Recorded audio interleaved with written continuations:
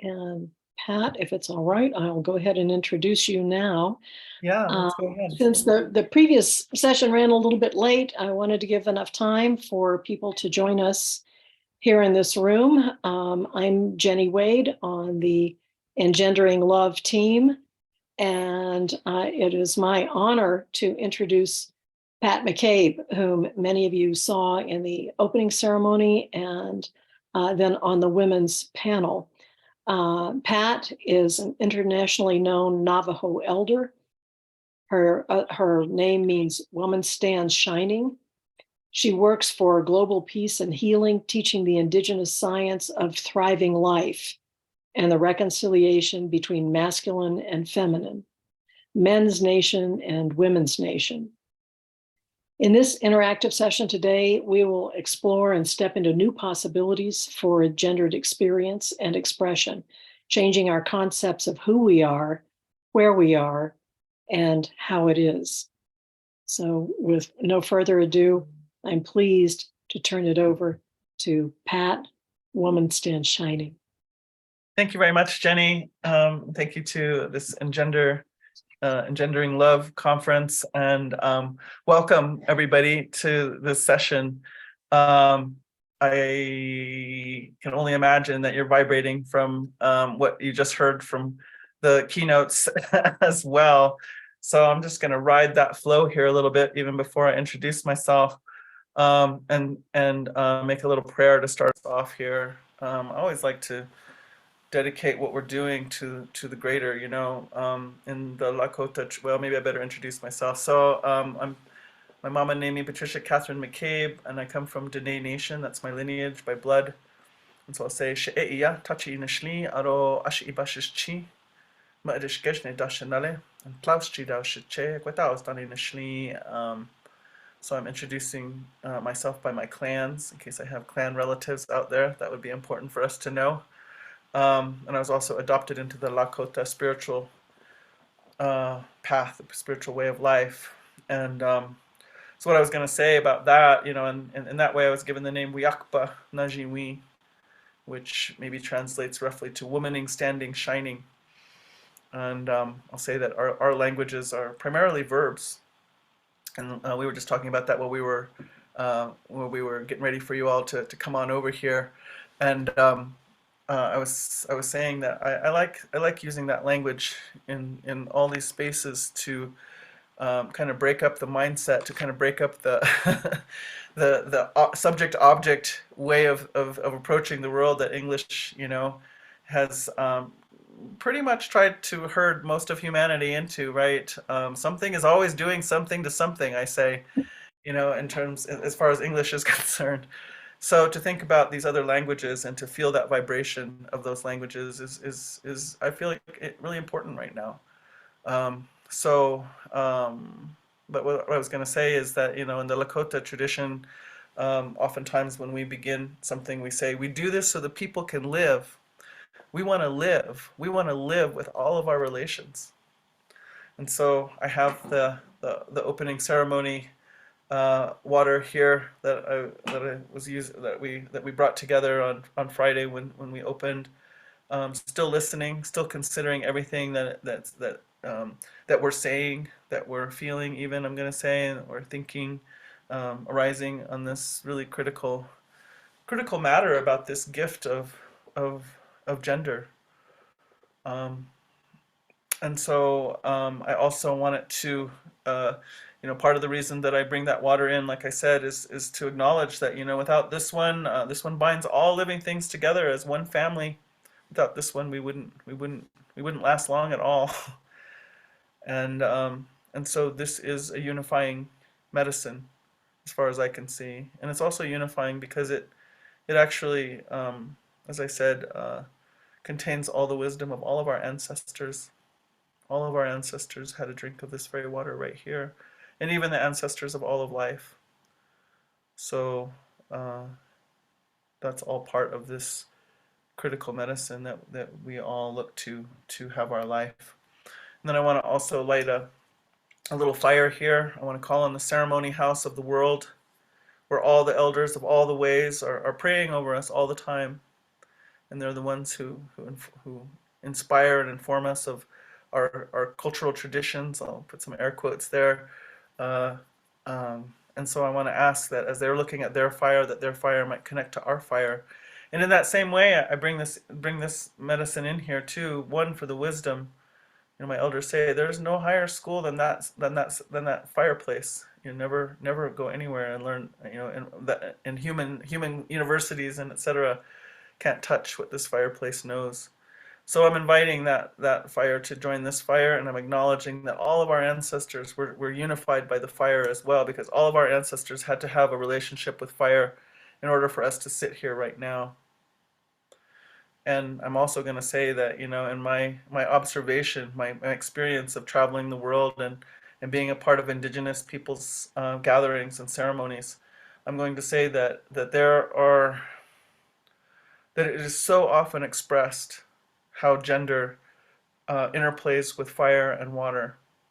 And there are moments when masculine needs to be attending to the water, but more often I've seen women, the ones who are carrying the water in. That's related to our birth waters, but not always. So there are dynamics that we have, and same with the fire.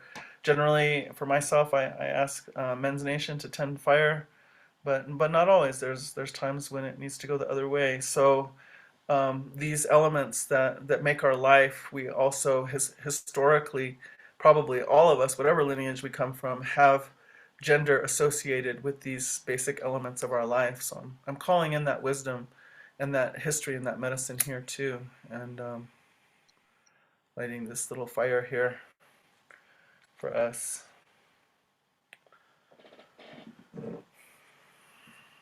And I'm going to start out by singing a grandmother song here. So I'm just going to ask us to take a couple breaths together. You can inhale and exhale.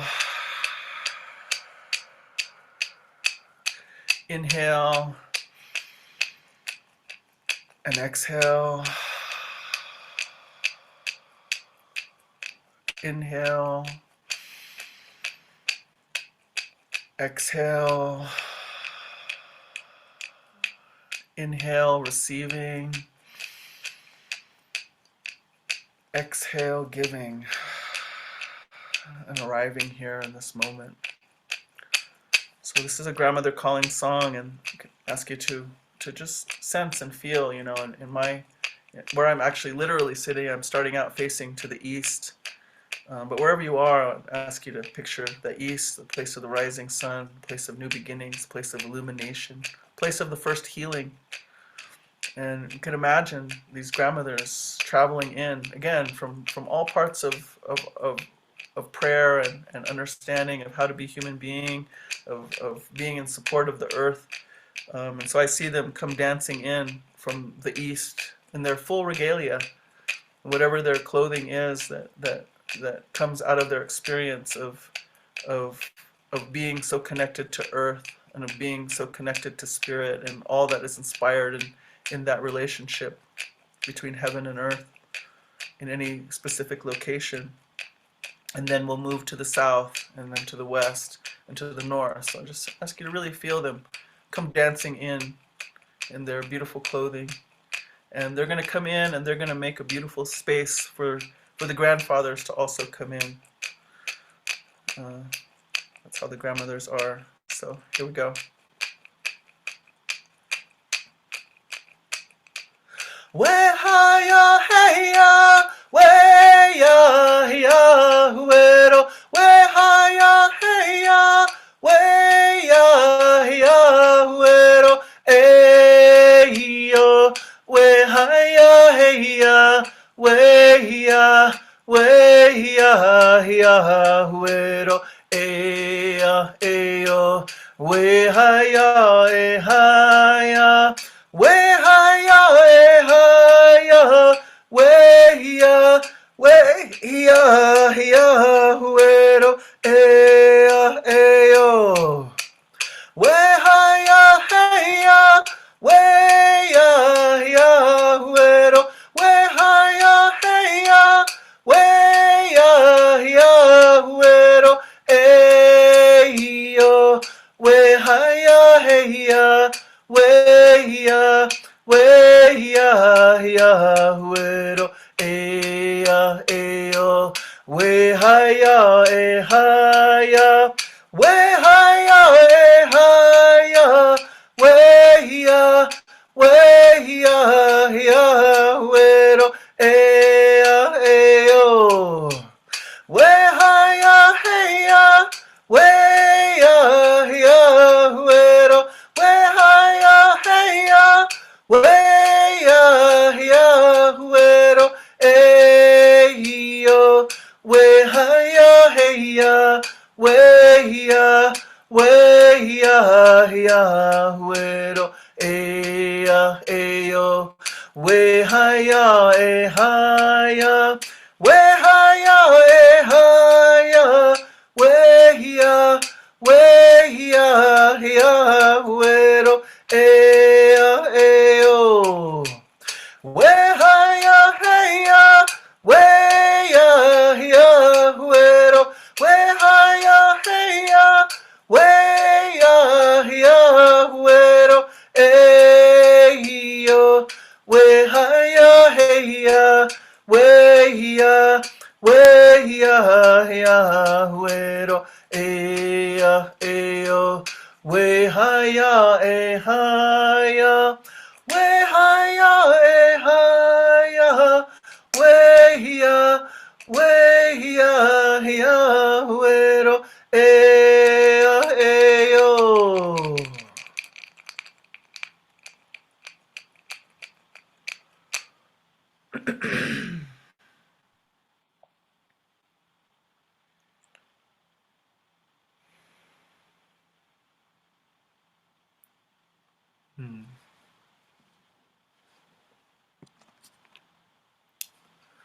So maybe let's take another couple breaths together after that.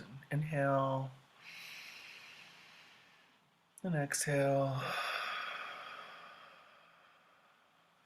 And inhale and exhale.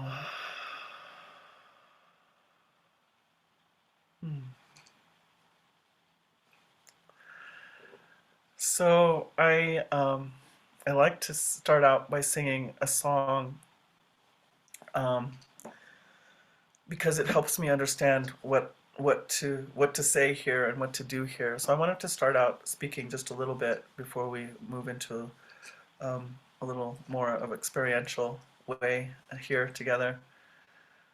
Um, so I often speak about a man, a native scholar named Dr. Greg Cajete, and I think I'll go ahead and bring that up here.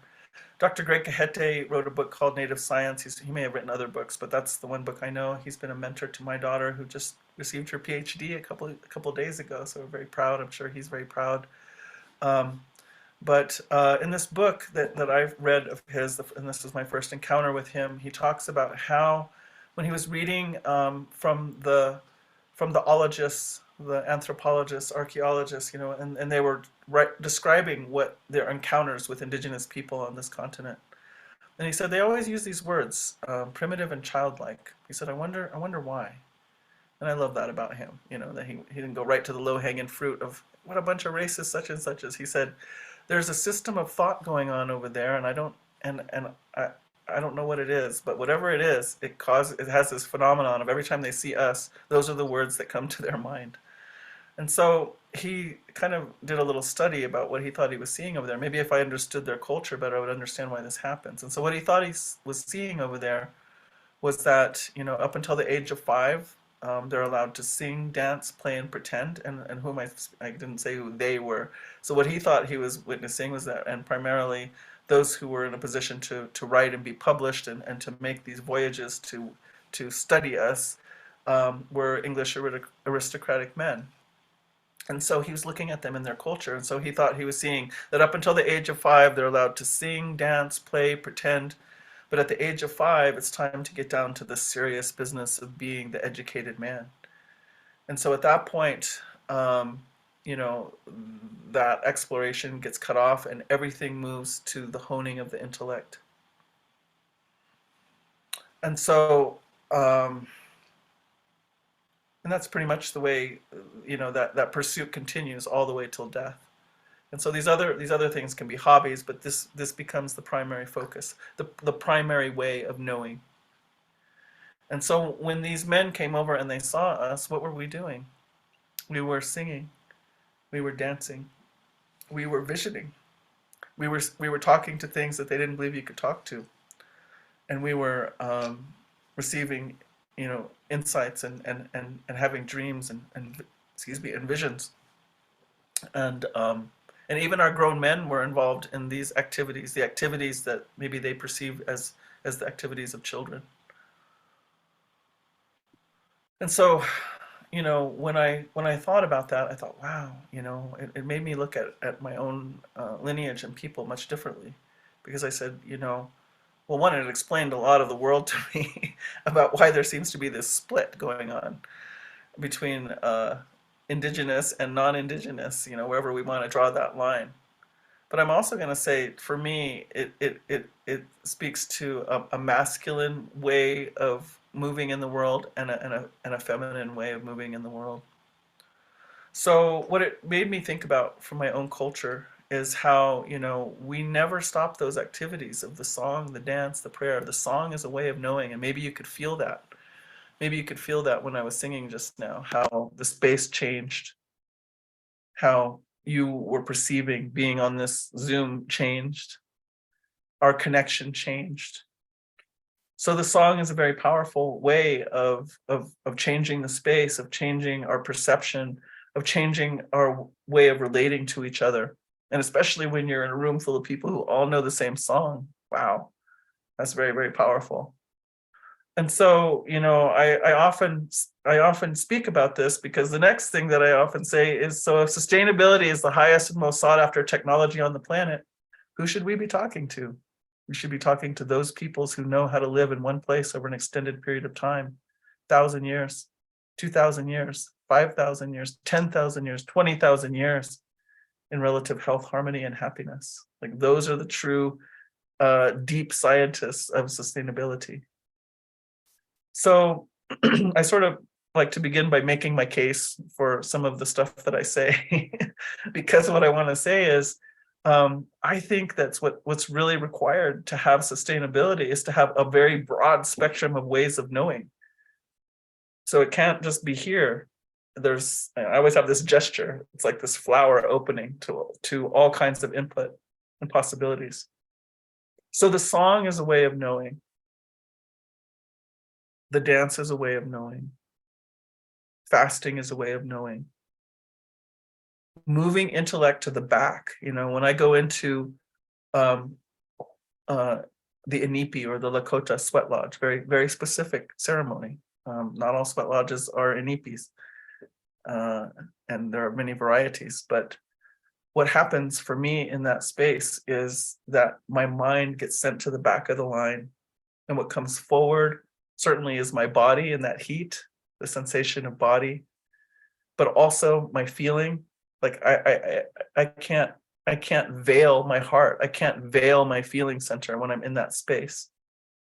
My spirit starts blazing and my mind goes all the way back to the end of the line. In fact, when I'm leading that ceremony, I always tell people it's going to be hot until your mind surrenders. Your mind is troubleshooting. This could be dangerous. This is dark. What if there's spiders? It's going on and on.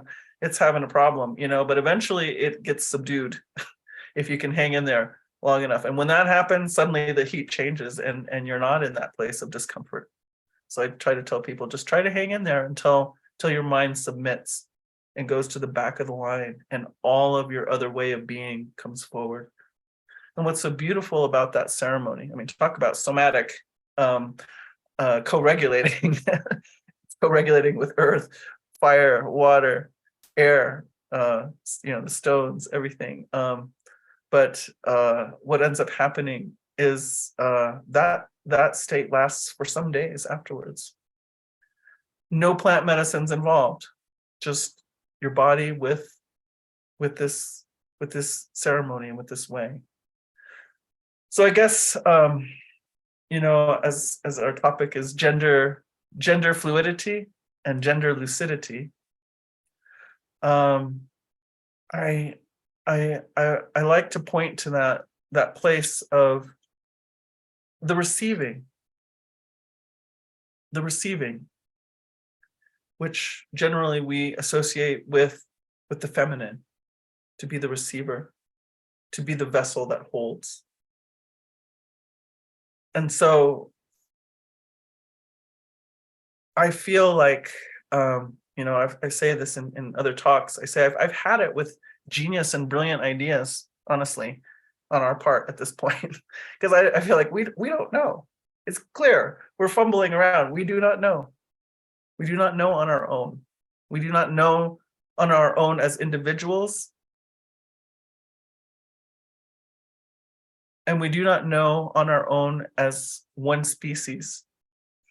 I brought this up in the opening ceremony. This is a Lakota medicine wheel, and we can call it the sacred hoop of life. But I say, look, the way that this has appeared to me is that every single life form gets to have a seat on this sacred hoop, and it's also speaking to how interrelated we are.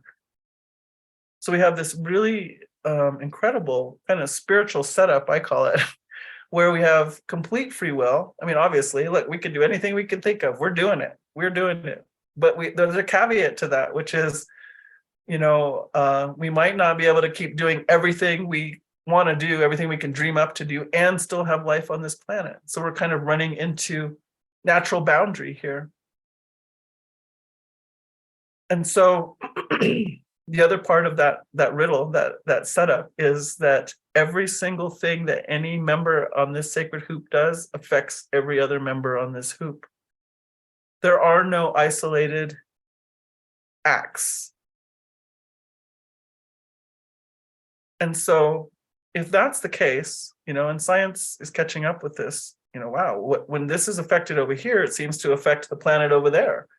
Imagine, this is, I guess, what James Lovelock's was pointing to, and the Western science community could hear it from him. They had a little trouble hearing it from this, but they can hear it from him when he talks about Gaia theory. This living organism is a single organism of Earth that's so interrelated. And so I say, if that's the case, if that's how interrelated we are, if that's how much influence we have on each other, why would we not include all the rest of this intelligence, all the rest of the members of life in this process of understanding who we are, where we are, how it is? So for me, I feel like we are called upon to move into perhaps that aspect of our feminine aspect of being receivers, of being in inquiry, and being able to listen and receive from what I call the larger community, which is all the rest of the life. But for me, also, I guess we'll say vertical, to the spiritual community. And there, from Indigenous perspective, there are spiritual entities that have been allies to this Mother Earth since the beginning. And they have an interest here. So as we explore, I was really struck by Yossi saying in that opening talk that he gave at the very beginning of all of this. There were so many beautiful things, but there was one thing he said that kind of made the needle on the record go. And he said, "Gender is a problem that we've been working with for a long time." And I thought, that is how I've thought about it a lot. I think that is how we collectively think about it. It's a nuisance, and I feel like I'm finding this with race as well. People come up to me and say, "I can't wait till we're all just light brown," meaning I can't wait till we're all just so intermixed that there's no distinguishing factor, and maybe that will keep us from fighting.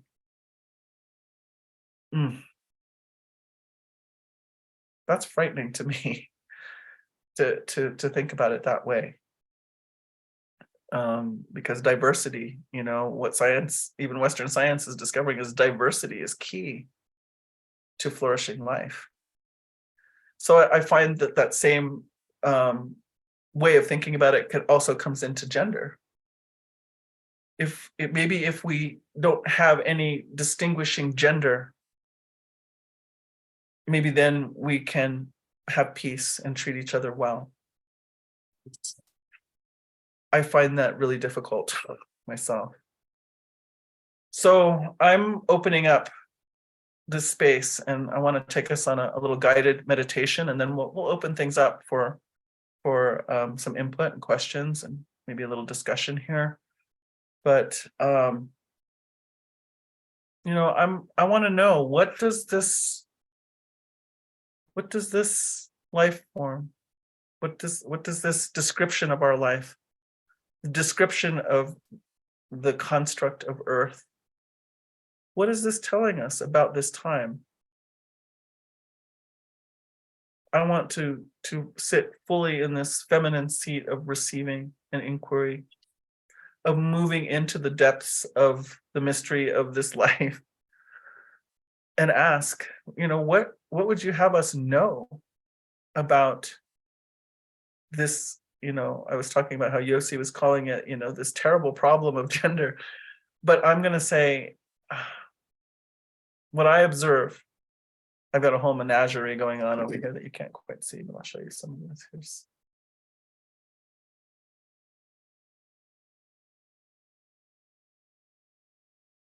another little buddy, little red buffalo.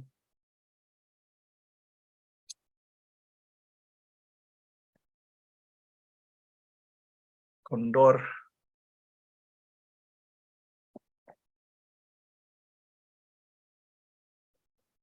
What do these relatives have to tell us about what the gift of gender is? And how are we called on at this time to embody the different aspects, to understand, And I also wanted to throw into our wild mix here that there's Elder Orland Bishop. When we were talking about this recently, he said, there are genders coming that we have not even conceived of yet. So that maybe try that one on as well. So what I want to do for a guided meditation is I want to take us back to origin, and you'll see what I mean when we go through that. But before I do, I said something in which this has been a huge place of my inquiry. Was when I was in ceremony and I was railing around, saying, what do we even mean when we say masculine? What do we even mean when we say feminine? It seems like those words, and when I heard it on the women's panel that I was on, those words are so loaded, and they're so kind of like time specific. Like they change with the decades or with the centuries. They change culture to culture. How do we know what they are in their most essential energetic form? I guess was kind of what I was asking, because we lay all this culture on it in ways that serve our purpose. And I'm going to say our purpose can be very deeply tied to economics, to power structures, to hierarchies. And those influence so deeply our definitions of what we mean when we say masculine and feminine. And so what I heard them say to me is, yes, that's a very good question. What do we mean when we say masculine? What do we mean when we say feminine? And they said, you don't actually know. You think you know. But what we would point out to you is what you think you know of masculine and feminine, you only know through the lens of this power over paradigm, in which brute force is the underlying principle. You must overpower another in order to have what you need. There has to be winners and losers, which, if we think about it, is completely antithetical to what this structure points out to us. If there's winners and losers, that means actually we're all losing somewhere. So you think you know what masculine is, but you don't. You think you know what feminine is, but you don't. All you know is how those two energetics behave in a power over paradigm. But if you were to plug them into a different paradigm, they would behave in a completely different way. So maybe I'll just ask you to close your eyes for a second. I'm going to say that again. You think you know what masculine is, but you don't. And you think you know what feminine is, but you don't. All you know is how those energetics behave when you put them into a power over paradigm, a paradigm in which brute force is the underlying concept, and you must overpower another in order to have what you need. There has to be winners and there has to be losers. That's how you know masculine and feminine. But if you were to plug them into a different paradigm, if you were to plug them into a paradigm of if one thrives, we all thrive, what would that look like? Or some other paradigm.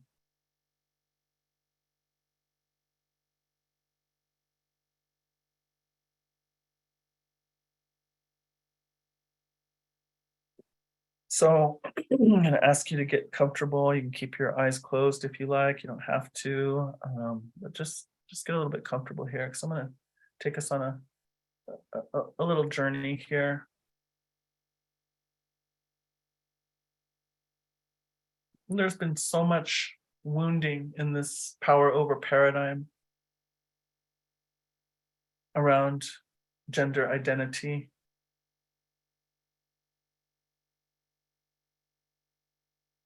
But not only gender identity, around racial identity, lineage, language.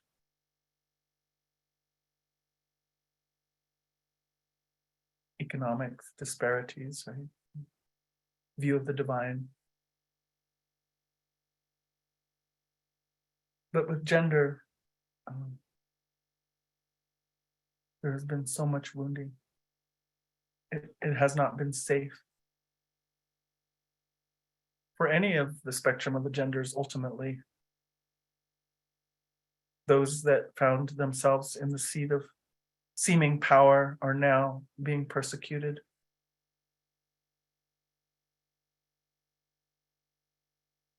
Those that have been held out of the power over paradigm pyramid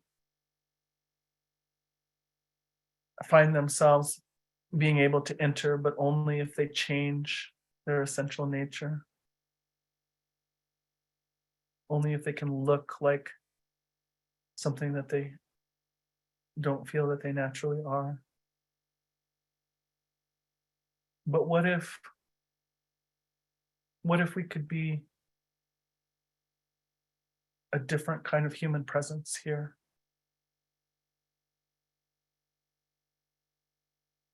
What is the medicine of our biology? What is the medicine of our understanding of ourselves in terms of masculinity, femininity? What if, like myself, we could be given a sacredness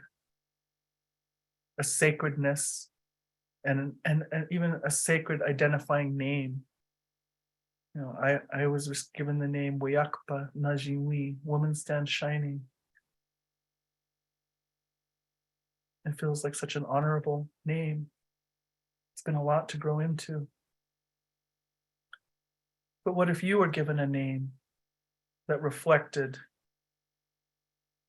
the beauty, the power, the strength, the contribution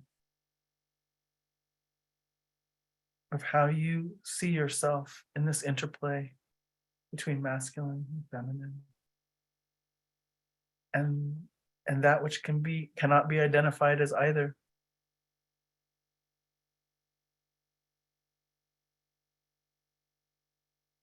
No separation.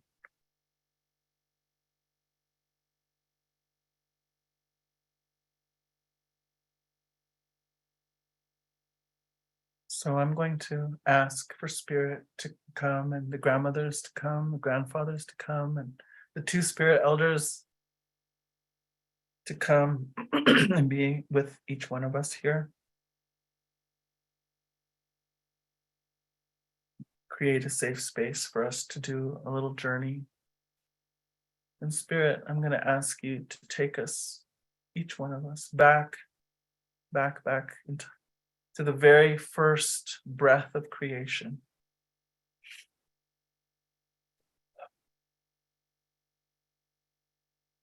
Take us back to the very first song of creation.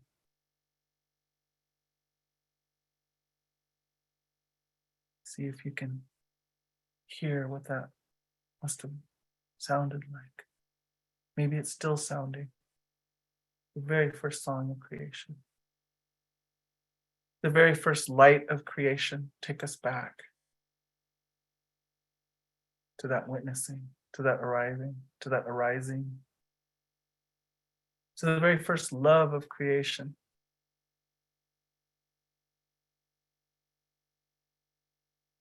And I ask that you drop us all into that original golden pool of creation, which resides at the center of your heart.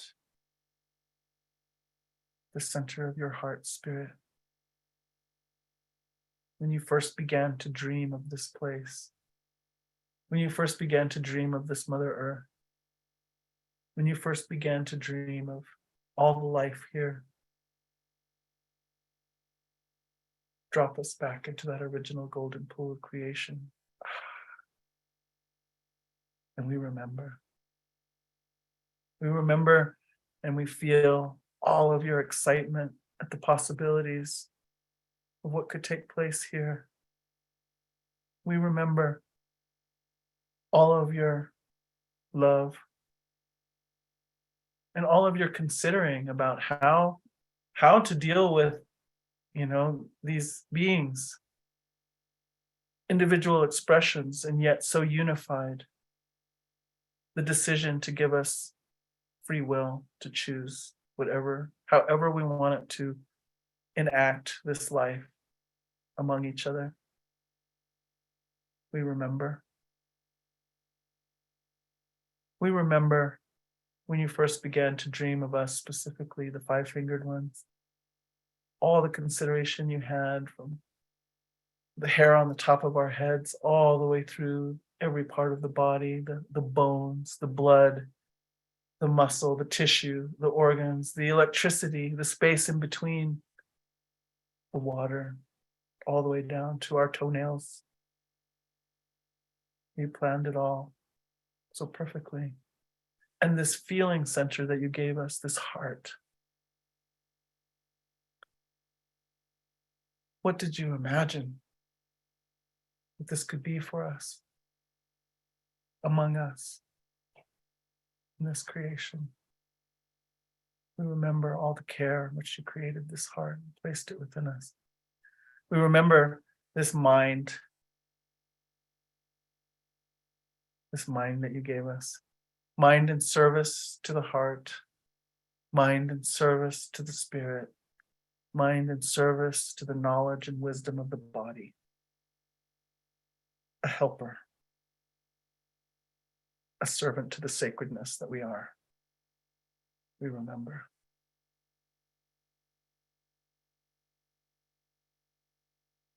And then you gifted us something that we are now naming gender. Gender in our biology, gender in our feeling, gender in our mind, gender in our spirit.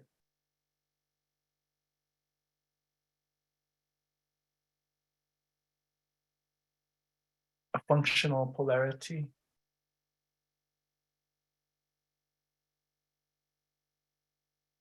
And also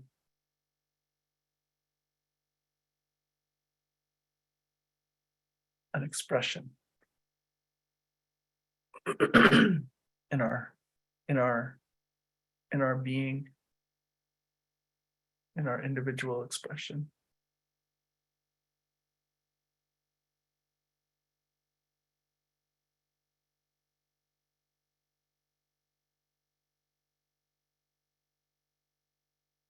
Reflected in the very most basic building blocks of this creation. Plus and minus, minus and plus, plus and plus, minus and minus.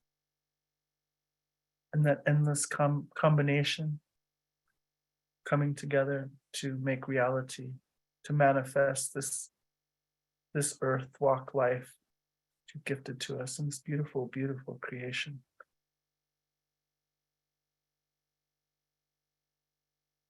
In this moment, I just ask that you help us remember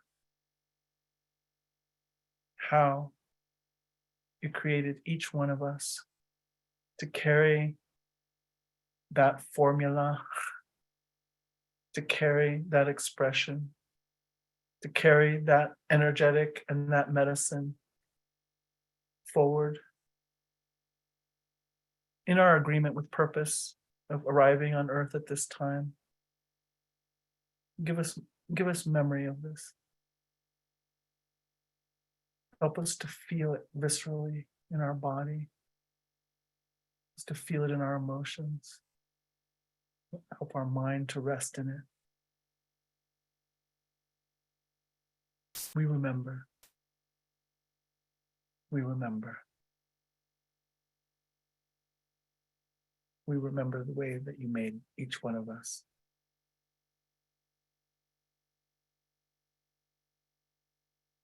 So we give thanks to you for this journey to the beginning.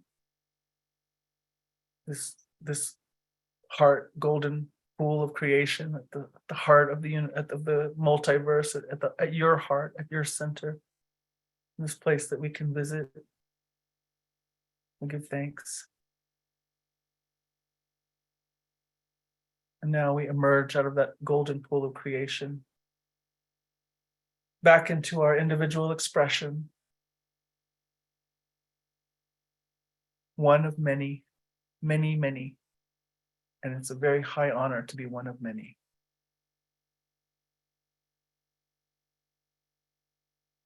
So let's take a couple breaths together. We'll inhale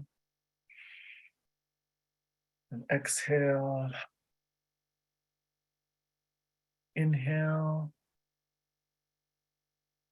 and exhale. Inhale again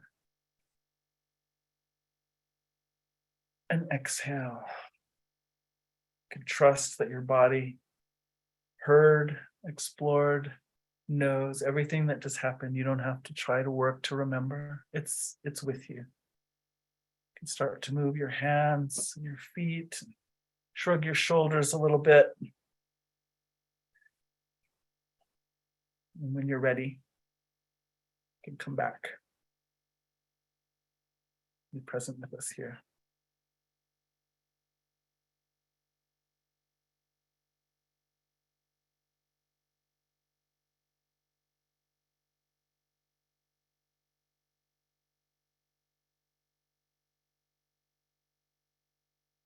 So at this time, we'll go ahead and take some questions, comments, explorations that people are feeling or having right now. I'm going to ask, I don't know if I can get to our grid view, but I'd like to gallery view. That's what I'm trying to get to. There I go. Now I'm on it. So we have a hand raised here. We have Leanne King. Leanne. Thank you very much. That was so touching. I feel so grateful to have been able to participate with you guiding the space, and your contribution has just opened my mind in so many ways with the words that you've been sharing. So thank you very much.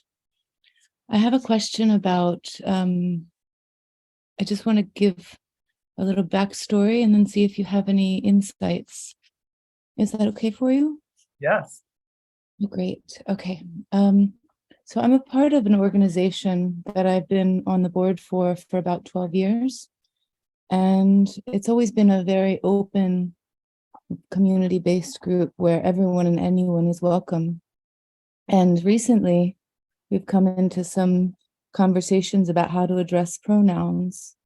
And many of the board members think that if people aren't using the correct pronouns that individuals expect or would like to be called by, then it's grounds for expulsion from the group. And I'm having a really hard time with this concept because I myself am someone who wants to open my arms to everyone. And I know how difficult it is to change behavior, not necessarily intentionally not calling people by their pronouns, but not being able to change in their minds what they believe, or the concept may be so foreign for them, they're not able to adopt it. So I'm wondering, do you have any idea or suggestion on how I can open my mind a little bit more to try to incorporate these board members' ideas and come to some resolution that will broaden the net to keep that very open perspective on community membership? Thank you, Leanne. So let me see if I understand the question correctly. So what I understand is that your board members are saying that if people identify that they have pronouns that they use and others don't follow that their pronouns that they're naming, that's cause for expulsion. Is that right? Yes, that's correct. Yeah. Well, I'm going to say that you can see that I did not name any pronouns here on my little banner. Although I lead with Women Stand Shining, I don't know what that does for any of that, really. Some people say, oh, well, you've identified it. I'm like, maybe, I guess so. But I'm going to say that in Indigenous community, there's a lot of Indigenous people who will say, I am not going to use pronouns. I'm not going to do it. I don't feel like to me, it feels like there's a confusion going on. But in our culture, we have space for women's nation, men's nation, and the spectrum in between, and we always have, and we haven't had that need. So I'll just say that there are many peoples who don't necessarily adhere to this movement. Having said that, I will say that, I feel like, as I said, I feel like gender identity has been a cause for some deep brutality in the power over paradigm. And so I can understand why people would want to, if for no other reason, would want to not have to identify. Right. And so I do feel like this dismantling of the way gender has been held in power over paradigm is a really necessary piece for us right now.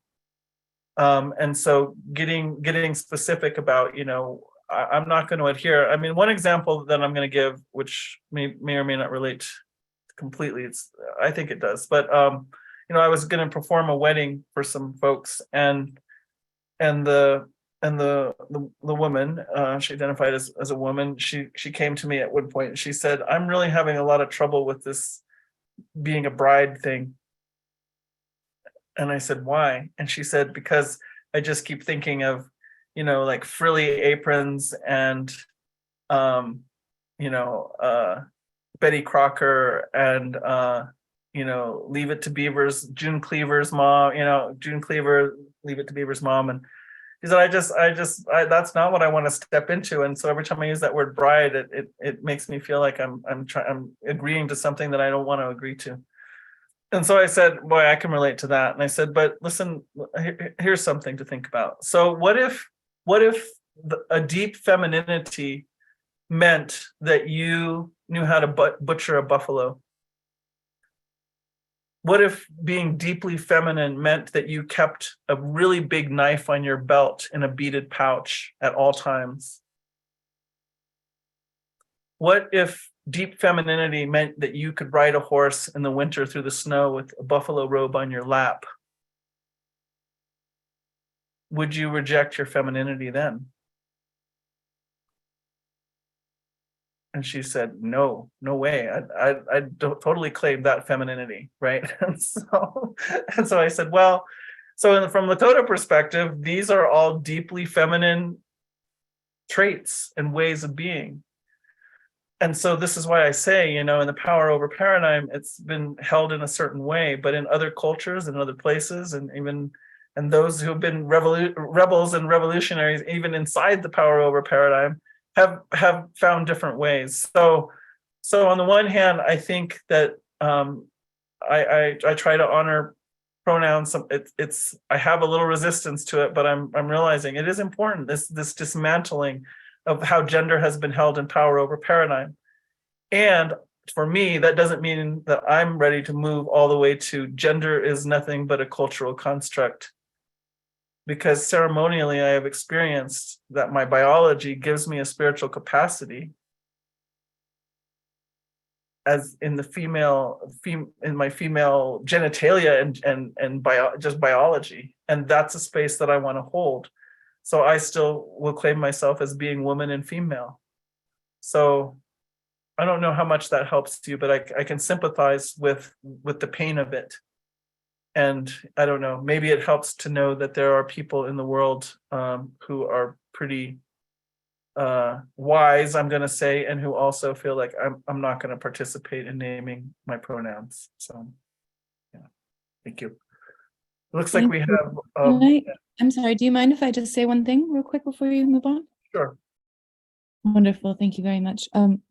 Yeah, I really appreciate that insight, and the only thing that still comes up for me, just to kind of close it, is the idea of this power over system still being a part of what's supposed to be resolving it. You know, now we're power over someone who's not willing to be open-minded to calling someone a pronoun that they believe that they represent. And it's kind of the opposite of what your example was, to be able to. Yeah, thank you very much. Yeah, thank you, Leah. So it looks like we have Lauren Cedarstrom. Maybe has a hand up. It says down here that you have a hand up, but I don't see your hand up. Oh yeah, I know I do. Yeah, go ahead. Hello, I unmuted. Can you hear me? Yep, I'm hearing you now. Wow. My video got turned off, but I was drumming, and I'm honored. I'm so honored to have been primitive and childlike with you. I drummed and I sang to strengthen the prayer for healing ancestral and collective trauma between the yin and the yang, pucha and sami, negative and positive energies, Ubuntu, I am, which is root chakra, roots, all our roots have been so broken between all the colors, because we were Ubuntu healing. I am so messed up sometimes in my trauma and my triggers, in my power over mentality, colonizer mentality that was ingrained in me from my birth, separated from a crazy loca mother whose depression was so great, never allowed the teat of my mother's breast.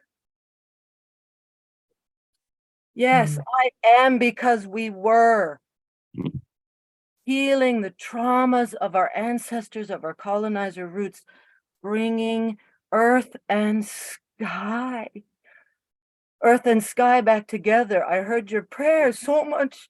I could never say a prayer to the masculine because of the wounds I had suffered. But I understand now, it's the balance.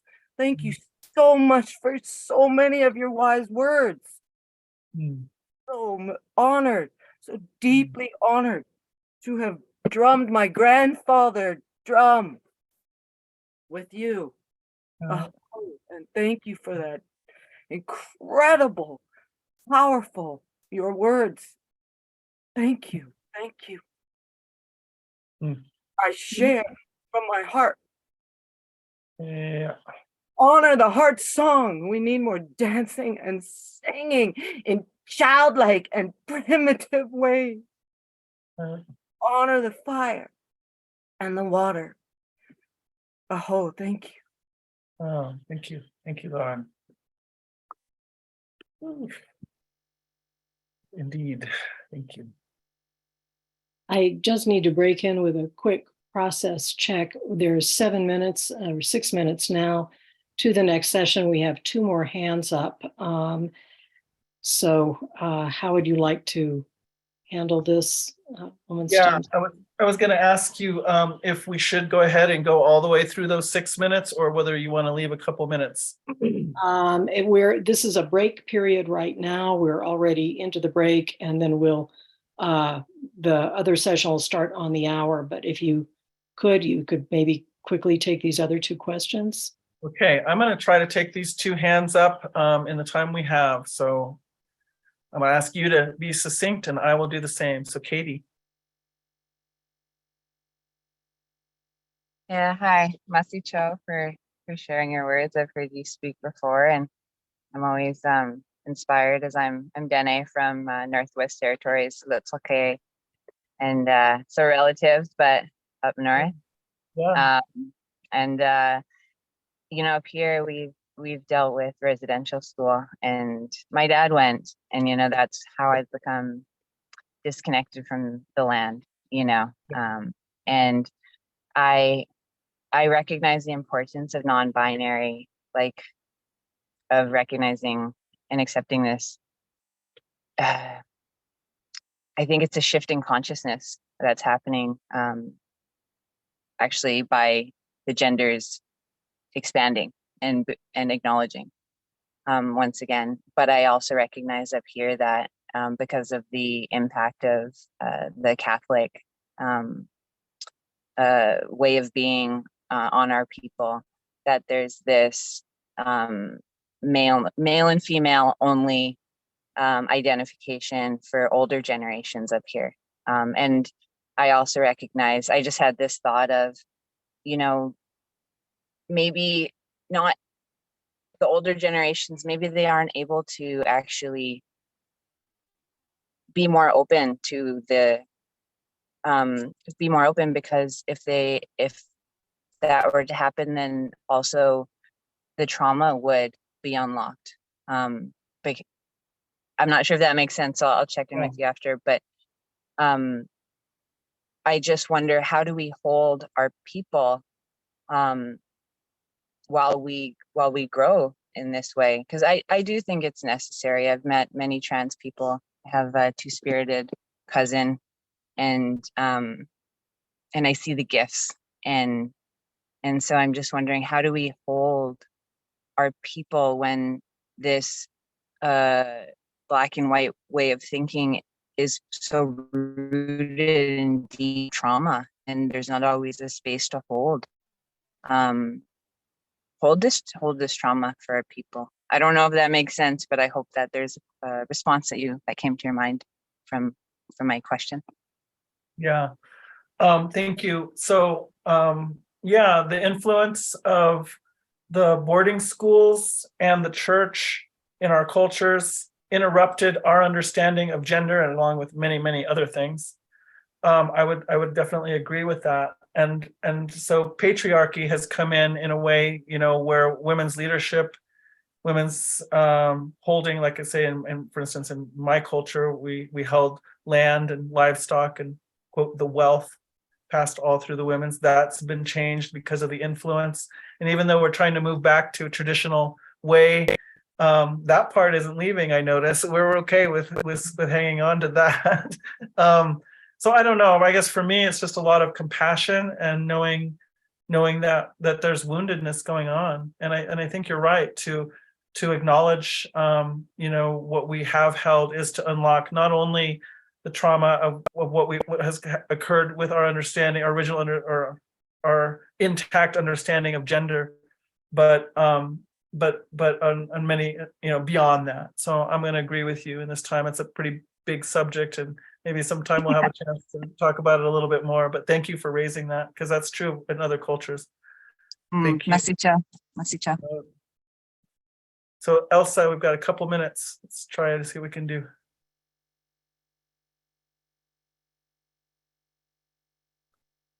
Elsa, you're muted. Elsa, yeah, can you unmute? Thank you. Sorry. This may be big, but I just wonder, what would you say to our younger generation? What would you say to our kids who are also in, as a mom of a current 9-year-old who is wanting to transition? What would you say to kids from your perspective?